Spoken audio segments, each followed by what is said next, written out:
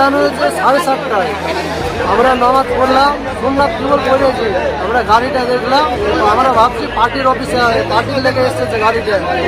আর তুমল নামাজটা পড়া হয়েছে আর শুনছি দিয়ে পাল্লে গেছে বাচ্চা। এটাই আমাদের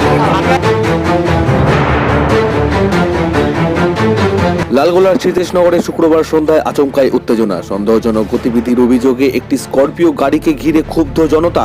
প্রত্যক্ষদর্শীদের দাবি, এলাকায় ঘোরাফেরা নিয়ে সন্দেহ তৈরি হতেই গাড়িটিকে ধাওয়া করা হয়। কিছুক্ষণের মধ্যেই সেটিকে আটক করে আগুন ধরিয়ে দেওয়া হয়।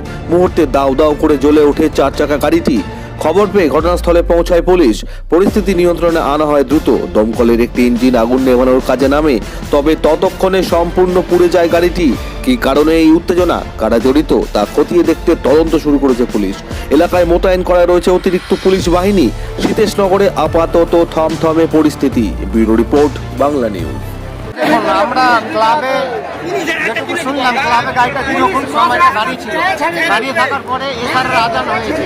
এসারের আজান হওয়ার পর গ্রামের মুসল্লি যারা আছে, রজের রমজান মাস চলছে, তারা উঁচু পিছু করে নামাজের জন্য তৈরি হয়েছে। সেই সময় মসজিদের ভিতরে নামাজ পড়ার জন্য রেডি হয়ে যায়।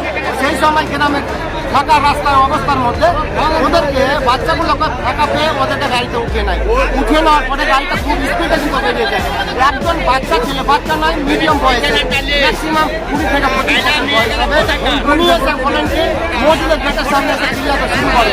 চিল্লানো শুরু করার পরে গ্রামবাসীর লোক তারা ধাওয়া করে পিছন। তারপরে গাড়িটা আটক হয়।